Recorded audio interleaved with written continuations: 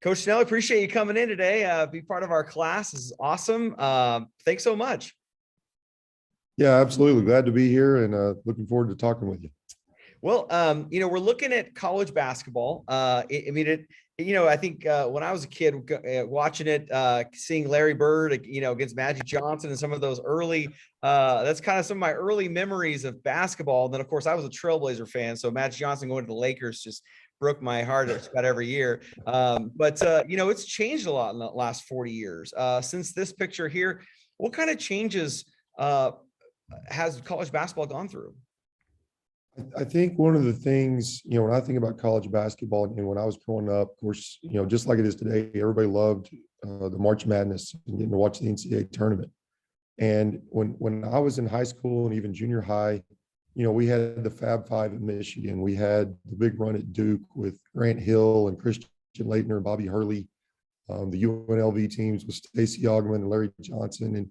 And I think one of the biggest changes you see now is at that time, the rule about players being able to jump out of college and go play the pros, you saw guys staying for 3 and 4 years.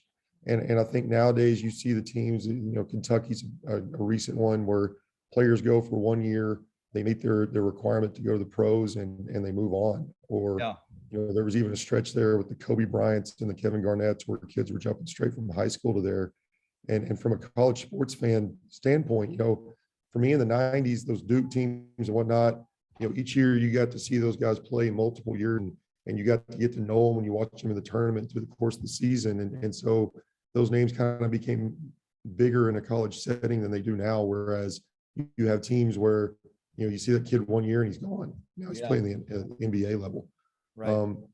That I think has hurt some of the blue blood programs, your Dukes, your Kentuckys, your Kansases, your North Carolinas. I think on the flip side, though, I think you've seen teams that like the Butlers and the Gonzagas and some of these smaller schools who have been able to keep their players for 3 and 4 years, and they develop that team chemistry. And that's why teams like that are kind of making these Cinderella runs where they're getting to go out and play and beat the ever-present teams that always win. And it's kind of, it's a different atmosphere from what you had when I was growing up. But at the same time, it gets to these small schools that get the spotlight put on them because of the success they're having. Right. Yeah. It's definitely, interesting because, these players are jumping to the NBA sooner. But man, college basketball has just never been more profitable. Like, it's an interesting state that that what they make off of revenue from March Madness and all of that stuff, even with the Julius Randle's leaving after 1 year or whatever, like guys, jumping out, like, is college basketball just great because we know it's still kind of an amateur thing? Well, I guess we'll name it image likeness. That's changing a little bit, but what's the mystique around college basketball that gives it so much lore? I think it's a little bit, I think kind of what I touched on, I think the competitive nature of it, that on any given night, anybody can upset anybody. And just, it's an exciting game. I'm biased. I love basketball, but it's an exciting game. It's a marketable game. It works great for television. You can see these matchups, across the country in any given time, almost daily. And then, I think the NCAA tournament at the end makes it really special too, because, it's something that they're all playing for, and the competitive nature of it to get into the tournament and make a run is a big deal. And I think from a marketing standpoint, TV has done an amazing job of promoting that and making it viable for everybody to watch.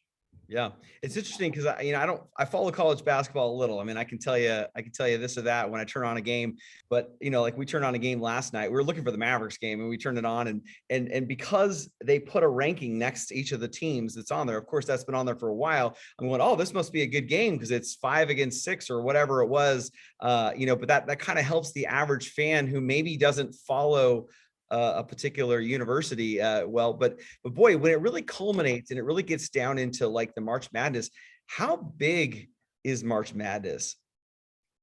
It's huge. It's I think it transcends just the average sports fan. I mean, everybody looks forward to it.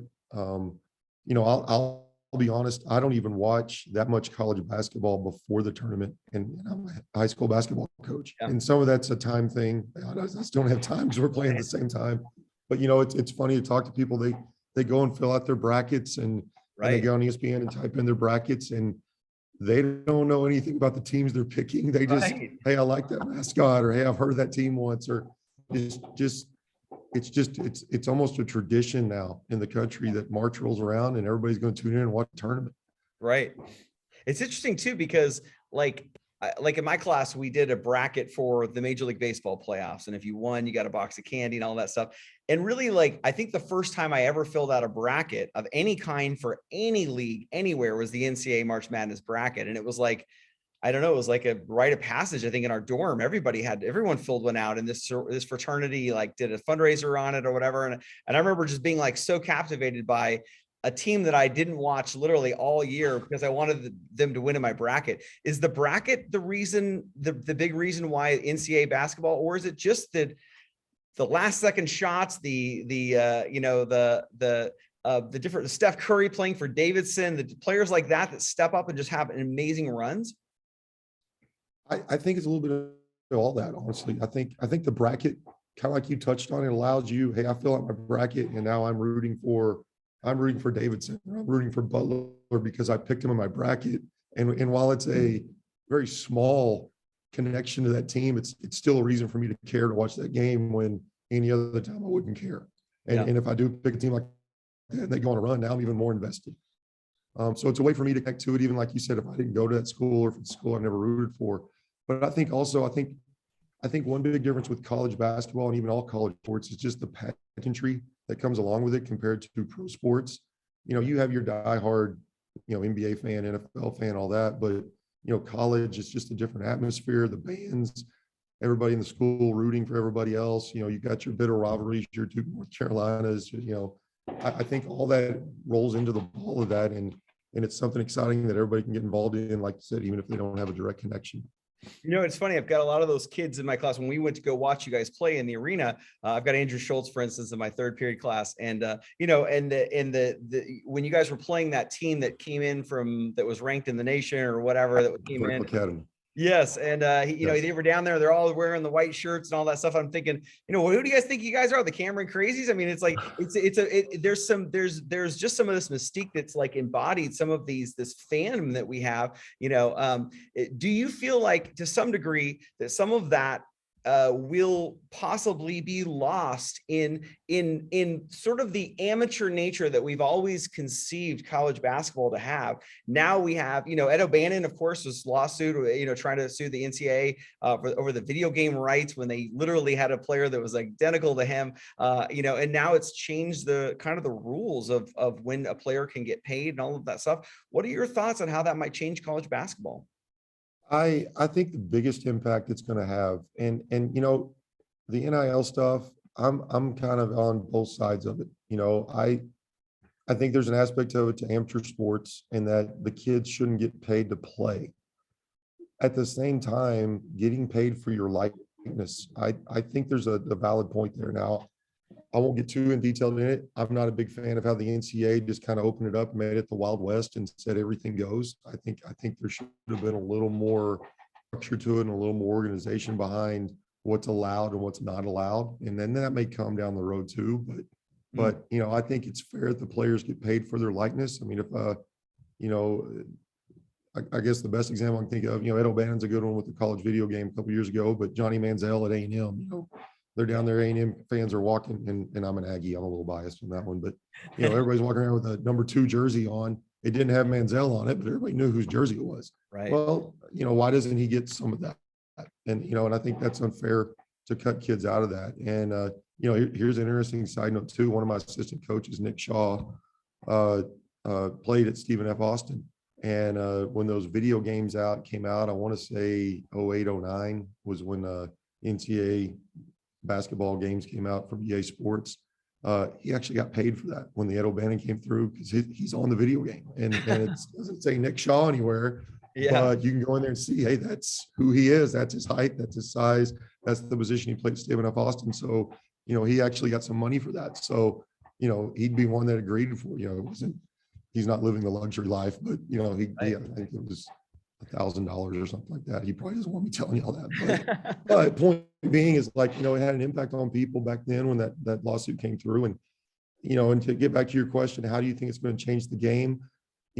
I hate for it to change any aspect of any college games in that, but I think it'll go back to kind of the haves and have-nots, the schools that can recruit a kid based on what NIL money they can give school or give kids from that school is going to impact who goes where. And schools that have those kind of resources are going to be able to lure better players, and the ones that don't won't.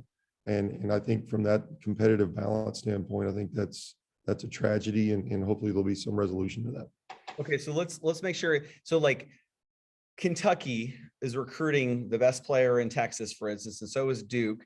And their alumni come together and say, well, we own, Firestone tires, and we own, we're a major shareholder in Coke or whatever. We can offer him $5 million in name and image likeness to go hold a can of Coke, whereas Firestone people can only offer $100,000. Who's going to go to the school that can give him the more money for the name? And now we're not paying him to play; we're paying him to endorse the product. Wow. Is that going to really change the difference between the haves and have-nots in the NCAA? I definitely think it will. And you hit the nail on the head. It's about who they can use to have that kid sponsor their product or whatever, promote their product, and what we want to pay them. And, and some schools have resources where former alumni own this company and, can offer this, and other schools don't. And I really do think it'll be a have and have not, and part of it too, there's enough athletes to go around. There really are. But at the same time, when you start talking about high level athletes, there's only so many. And so schools that can lure a kid in with the promise of more money are definitely going to have an advantage. That's interesting, because LeBron James, we did a study on the NBA in here, and of course he makes 40 million for his, Supermax contract, but he makes way more than that from his shoes. So like the endorsement dollars, like even if we didn't pay a college student to play basketball and we just paid him for the endorsement, that's where the big money is, it seems like anyway. So do you think that, when it comes to that, do you think that, the amateur status, is that 20 years from now, are we going to be like, what, players didn't make any money? Like, is amateur status sort of dead? I think the black and white answer is, as long as you're not paying them to play, you can still claim that they're amateurs. And if you're just paying them to promote or off their own likeness, they can still keep that amateur status, in the black and white. Unfortunately, I think the gray area that is that at some point it's going to be so slanted towards, I'm at this school to play for the money they can give me, and the technicality of, well, they're not paying me to play, they're paying me to promote something, right? Will just get blurred.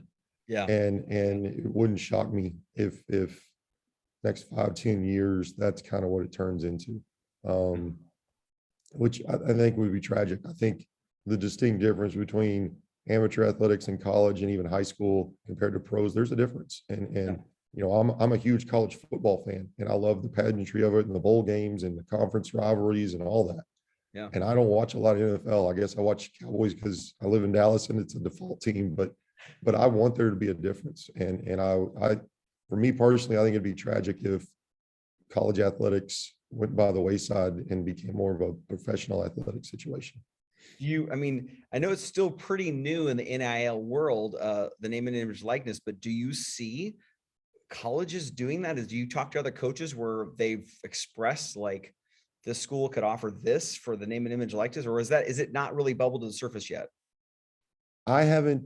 Me personally, I haven't had any players or anybody talk about deals that they're getting and getting recruited and getting scholarships at schools for that kind of thing. Mm-hmm. What I've heard are stories in the paper, stories on ESPN, things like that come out. There was the quarterback, oh gosh, what was his name? Stewart, I think is his last name. That was at Southlake that actually set out his senior year this year. He was going to be the starting quarterback for Southlake. Right. We're still in the playoffs playing for a state championship. And, set out his senior year because he got recruited to go to Ohio State, and he signed like $1 million NIL deal. Yeah. And, to me, that's crazy. I'm giving up my senior year to play. That's a crazy amount of money to offer an 18-year-old. Right. And I think that kind of goes back to what I was saying earlier too about the rules. I mean, one of the tragic parts of this too, I think, and if I'm jumping ahead of you, I apologize, but It's okay.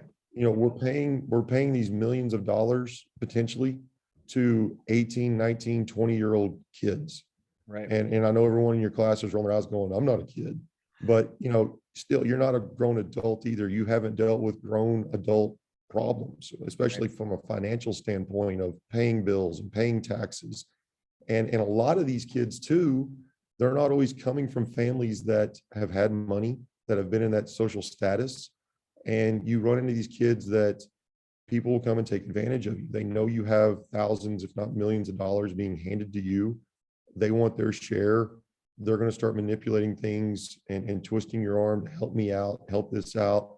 And, Right. and at the end of the day, yes, your high level college athletes will probably go on and play in the NBA, the NFL, what have you. For the ones that don't, Yeah. and they've made a lot of money in college, did they learn how to manage it, invest it, maintain it?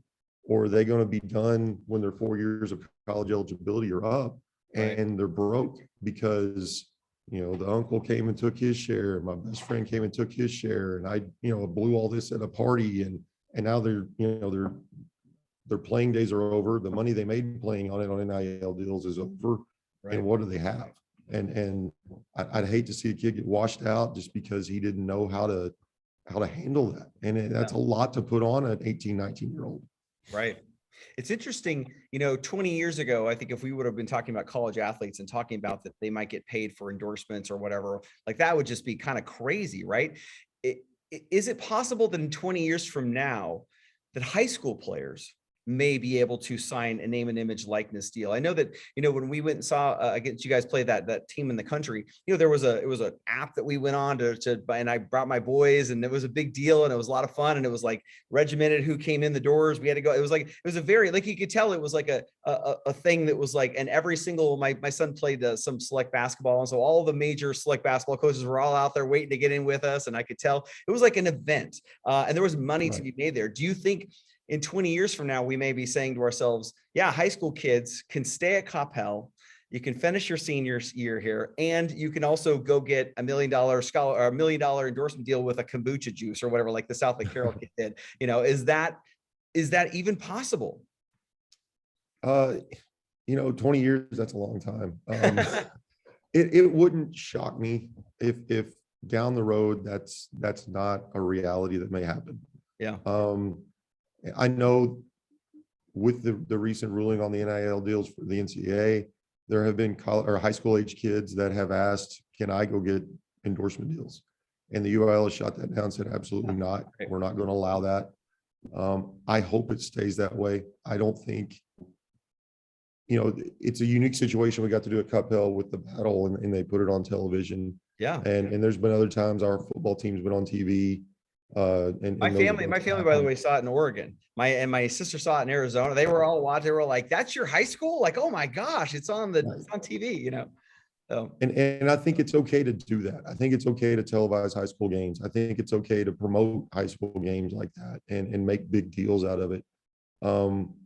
And you could make an argument, well, we're taking advantage of the kids. The other ones out there playing, and someone else is making money on the TV deal and the advertising money they get from it and all that. And there's some validity to that. But I think also high school age kids should not be put in a position to where them playing is a financial thing.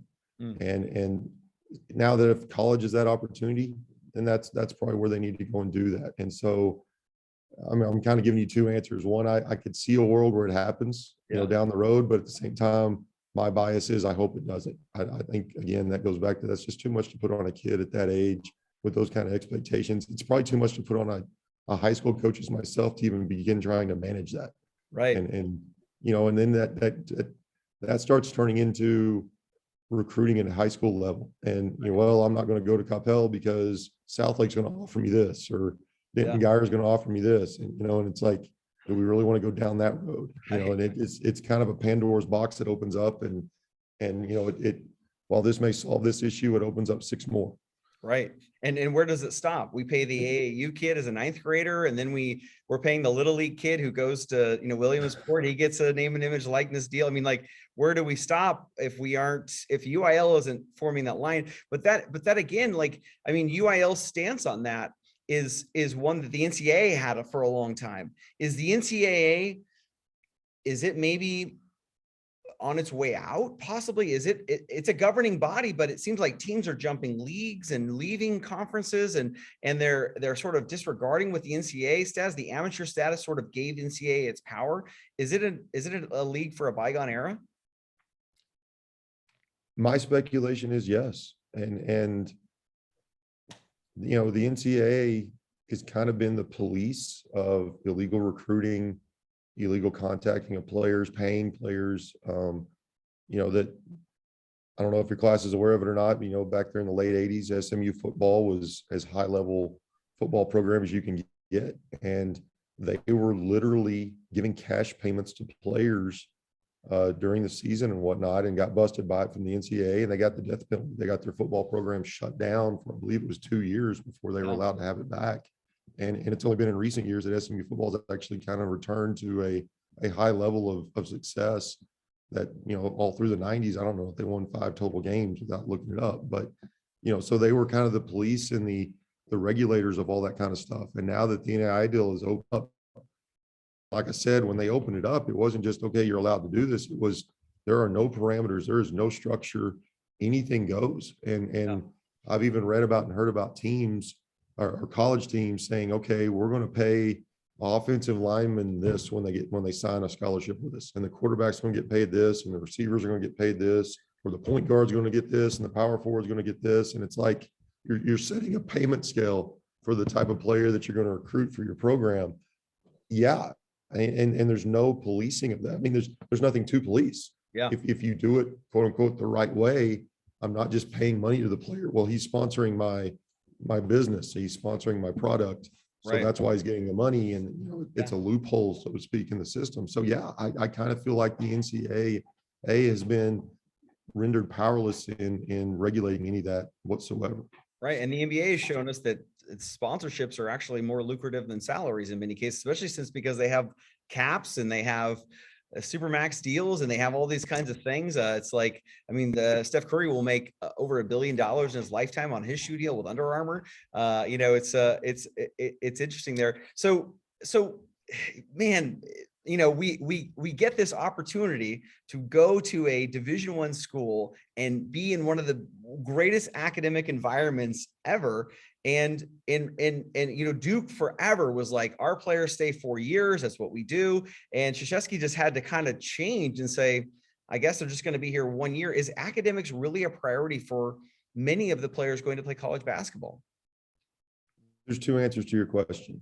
And to me, the answer is real simple when it comes to both these answers. The first answer is for your high level, high profile players that, are NBA lottery picks that, it's a foregone conclusion they're going to play professionally.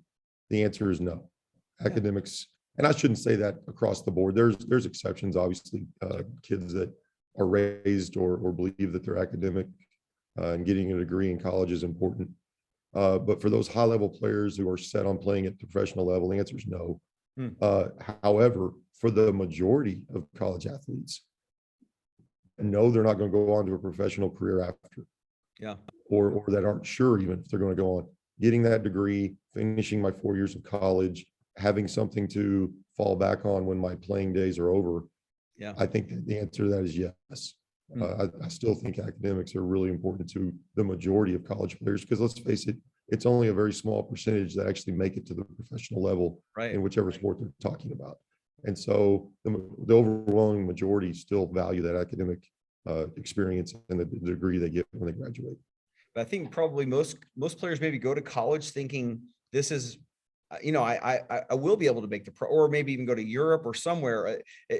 Is there, I think it's, 6% of players that play college basketball end up getting drafted to play in the NBA. So it's a very low percentage, and they've got to know that going in, but many of them were the best player on their high school team, maybe even the best player in their area. And, they just haven't maybe seen the competition out there that's happening. Is the NBA G League, is it it feels like the G League is competing with Krzyzewski. It's competing with Kentucky. It's competing with some of these saying, look, you don't want to go to school. Don't go to school. Come to the G League. You can play here right out of high school. You can come play, and you're going to have a chance to go play with the pro team eventually. We'll develop you and all that stuff. Is it a competition with college basketball? I think there's a competition there for sure. Especially again with your high profile players. I don't think you're going to see the Butlers of the world and the Loyola Marimounts of the world, the smaller schools competing with the G League for their players. I think that we're talking about two different caliber of players, but I think the high level players being pulled away from those blue blood programs, the Dukes, the Kentuckys, there is a competition there for sure. Yeah. And again, the kids that we're talking about are probably the ones that have a future playing professionally. And the other side of it is, even if a kid has the talent to get to the professional level, whether it's even overseas or at the G League level or even the NBA level, most of them are not going to be the next LeBron James. They're not going to be Seth Curry. They're not going to be making multi-million dollars every year. They're going to make a nice, comfortable living. Yeah. But it's probably not even going to be one that, depending on the length of their career and the type of contracts they get, it's probably not one that's even going to be lifestyle changing. It'll probably just be a nice, comfortable living in the moment. And at some point, they're going to have to be put in a position that when their playing days are over, they're going to have to find something else to do. Yeah. And I think part of that is thinking about a player like Julius Randle, who went to Prestonwood Academy. And I talked with their coach once. I run some sports camps in their church, and talked to Brad over there, and just the way he came in as a ninth grader, just dunking, and just a different caliber of player than what maybe he had seen. And his emphasis going to Kentucky was, I'm going to do my 1 year and I'm going to get out. Is the one and done, is that a good thing for the league? Is that a bad thing? If you could wave your wand and change it, what would you change it to? I'm kind of an old school mindset. So if I could wave my wand, I'd go back to the way it was. But that's my bias on it.